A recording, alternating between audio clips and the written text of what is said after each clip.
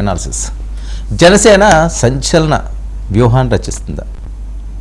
ఎందుకంటే పవన్ కళ్యాణ్ స్పీడ్ పెంచారు. ఆయన అనారోగ్యంగా ఉన్నప్పటికీ కూడా కార్యక్రమాలు ఏవైతే ఉన్నాయో కీలకమైన కార్యక్రమాలన్నీ కూడా కొనసాగింపుగా చేస్తున్నారు.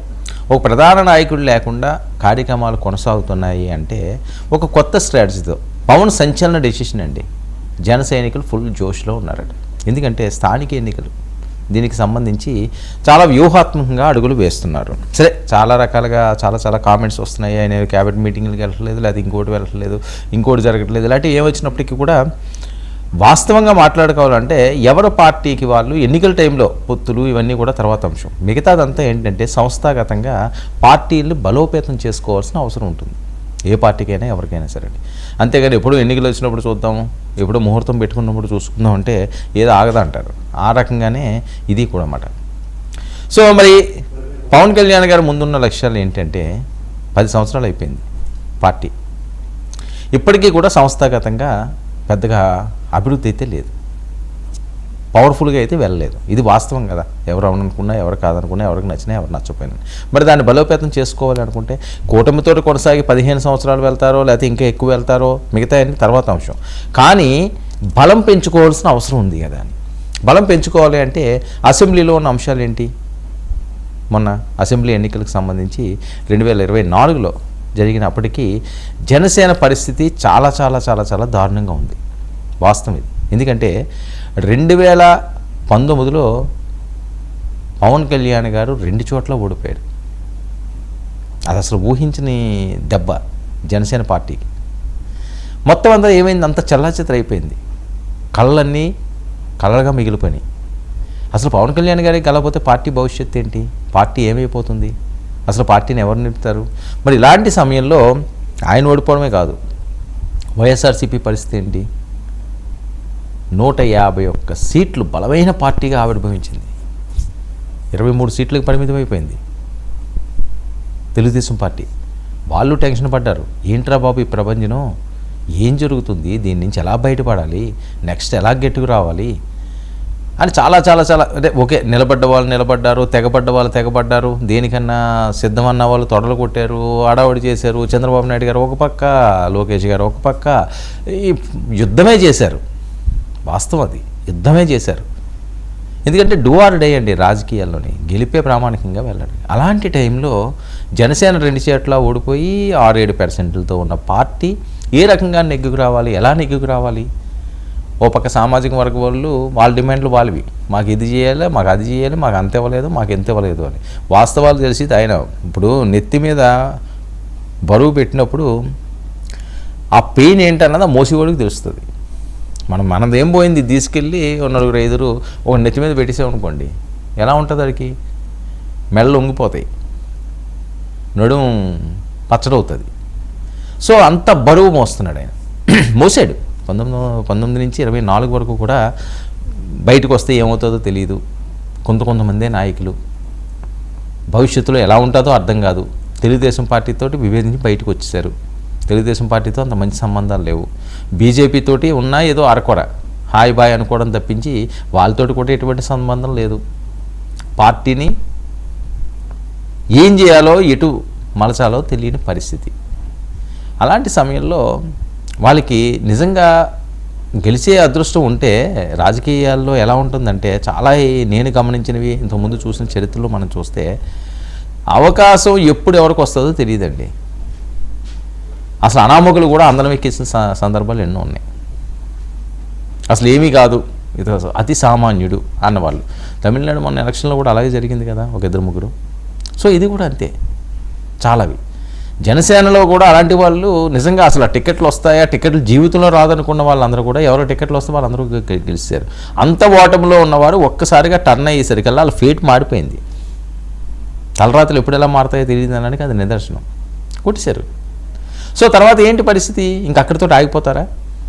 అవమానాలు చూశారు, విజయాలు చూశారు.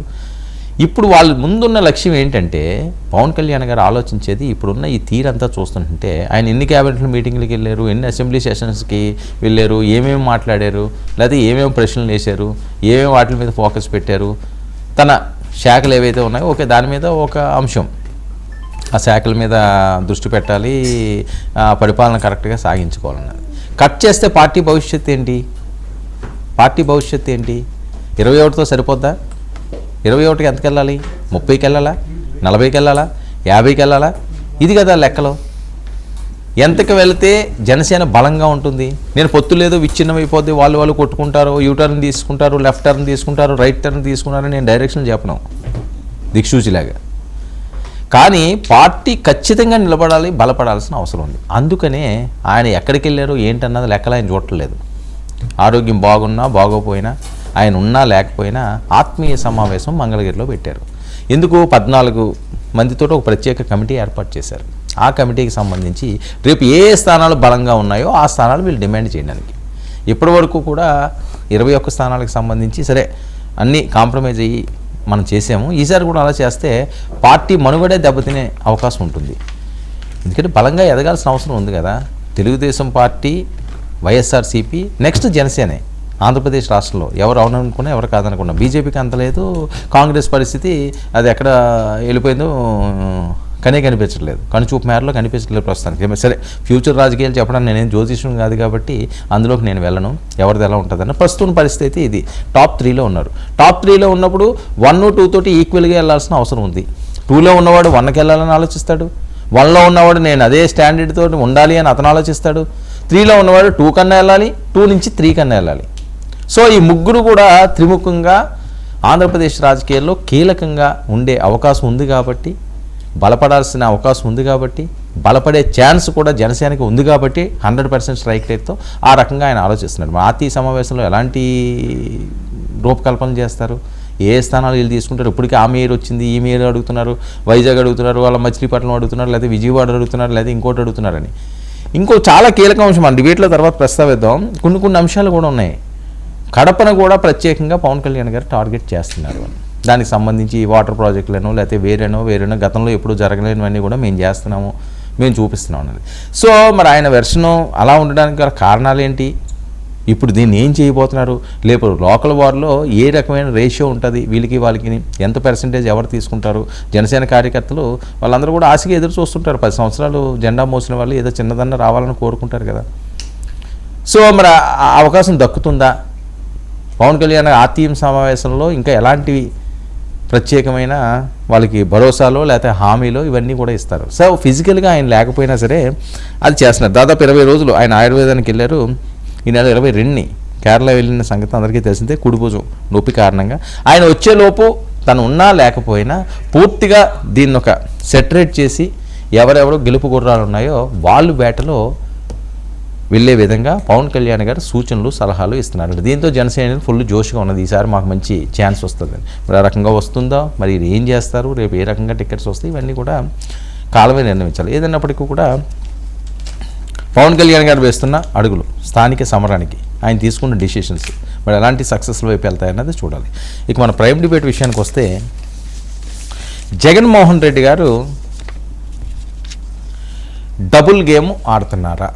ఇది నిన్న ఈరోజు కూడా పెద్ద ఎత్తున జరుగుతున్న చర్చ. ఏంటి డబుల్ గేమ్, ఏం ఆడుతున్నారు ఆయన అంటే, ఒక పక్క స్థానిక ఎన్నికలకు సంబంధించి ఎవరైనా సరే ఏకగ్రీవంగా కానీ అపోజిషన్కి కానీ ఛాన్స్ ఇస్తే ఆ నియోజకవర్గ ఇన్ఛార్జికి ఇంకంతే రాజకీయ భవిష్యత్తు వైసీపీలో ఉండదు అని ఖరాఖండిగా కొండ బద్దలు కొట్టేశాడు ఆయన. ఎక్కడ కూడా మన కాంప్రమైజ్ అంటే ఆయన ఇచ్చి మెసేజ్ ఏంటి? స్థానిక ఎన్నికలు జరుగుతాయి, అద్భుతంగా మనం గెలుస్తాము, ప్రజలు మన వైపు చూస్తున్నాము, మీరు గట్టిగా ఉండండి అన్నది. గుడ్, ఏ పార్టీ అన్నా అదే చెప్పాలి, అదెవరో అందులో తప్పడానికి ఏం లేదు. కానీ ఆ రెండో గేమ్ ఏంటి? అప్పిరెడ్డి గారు కోర్టులో కేసేయడు. స్థానిక ఎన్నికలు జరిపే విధంగా వేశారా, జరగకుండా చేయడానికి వేశారా? ఇది జరుగుతున్న చర్చ. సర్ర అంతా ఈ ప్రక్రియ సర్రకి సపోర్ట్ చేస్తున్నారా వైఎస్ఆర్సీపీ? ఏం అర్థం కావట్లేదు. ఆయన ఏ వ్యూహం రచిస్తున్నారు, ఏ స్టాండ్స్ తీసుకుంటున్నారు? సర్రను ఒక పక్క వ్యతిరేకత అంటారు. ఇక్కడ చూస్తే సర్రు అది కంప్లీట్ అయిపోయినంత వరకు ఇప్పుడప్పుడు మీరేం పెట్టకండి స్థానిక ఎన్నికలని చెప్పి కోర్టుకు వెళ్తారు. ఒక పక్క ఏకగ్రీవాలు వద్దంటారు, ఎన్నికలు జరగాలంటారు, ఇంకో పక్క కోర్టులో మెలికి పెడతారు. అందుకని డబుల్ స్టాండర్డ్ ప్రచారం జరుగుతుంది. ఇక పులివెందుల బరిలో పవన్ కళ్యాణ్ గత 3-4 రోజులు పెట్టి వస్తుంది. అసలు పులివెందులకి పవన్ కళ్యాణ్ గారి సంబంధం ఏంటి? ఇందా జిల్లా కాదు, ఆ ప్రాంతం కాదు, ఎందుకు పులివెందుల బరిలో ఉంటున్నారు అంటే కడపపై ఆయన ప్రత్యేక ఫోకస్ పెట్టాడట. మెగా వాటర్ గ్రిడ్ పనులు 96% కంప్లీట్ చేశారట. దీనికి సంబంధించి పులివెందుల తాగునీటి ప్రాజెక్టుకు 280 కోట్లు విడుదల జరిగినాయి అని ప్రచారం జరుగుతున్న నేపథ్యం. సో దీంతో ఏంటంటే ఇప్పుడు ఆయన 2గా ఉన్నారు ప్రభుత్వంలోని. పార్టీల పరంగా చూస్తే 3rd ప్లేస్లో ఉన్నారు. సో ఈయన ఎవరితో యుద్ధం చేయాలి, ఎవరితో ఫైట్ చేయాలి? చేస్తే జగన్మోహన్ రెడ్డి గారితో చేయాలి, అపోజిషన్ ఆయన కాబట్టి. లోకేష్ గారితో, చంద్రబాబు నాయుడు గారితో ఈయన చేసినా సరే అది పెద్దగా వర్కౌట్ అవ్వదు. సో ఎక్కువ పెడితే డైరెక్ట్గా అక్కడే ఎక్కువ పెట్టాలని చెప్పి ఆలోచన చేస్తున్నారా? పులివెందుల టార్గెట్గా మరి రేపు పంచాయతీ ఎన్నికల్లోనో లేకపోతే వేరే ఎన్నికల్లో ఏమన్నా జనసేన అభ్యర్థిని పెడతారా, లేకపోతే ఆయనే బరిలోకి డైరెక్ట్గా పులివెందులో దిగుతారా? తాడోపేడో తేల్చుకుంటాం అంటారా? తెలియదు. రాజకీయాలు ఏ రకంగా ఉంటుందని. పిఠాపురంలో నుంచోవచ్చు, అక్కడ నుంచోవచ్చు కదా, లేకపోతే కడపలో ఇంకో ప్రాంతం ఏమన్నా ఫోకస్ చేస్తున్నారా? ఇక ఏపీ క్యాబినెట్ విస్తరణ కొత్త టీం రెడీ చేస్తున్నారట. ఎందుకంటే ఒకే క్యాబినెట్లో ఒక బెర్త్ అయితే ఖాళీ ఉన్నది. కొంత మూల కొన్ని ఈక్వేషన్స్ ద్వారా బేరీజ్ వేసుకుంటూ అటు ఇటు మార్చే ఛాన్స్ ఉన్నది. అలాగే హోమ్ మినిస్టర్లు ఇలాంటివి ఏవో కొన్ని ఏవో ఉన్నాయట. అవన్నీ కూడా ఏమైనా చేంజ్ అవుతుందని జరుగుతున్న చర్చ. చూద్దాం. ఇవన్నీ కూడా ఈనాటి ప్రైమ్ డిబేట్లో మనతో పాటుగా చర్చలో పాల్గొంటున్నారు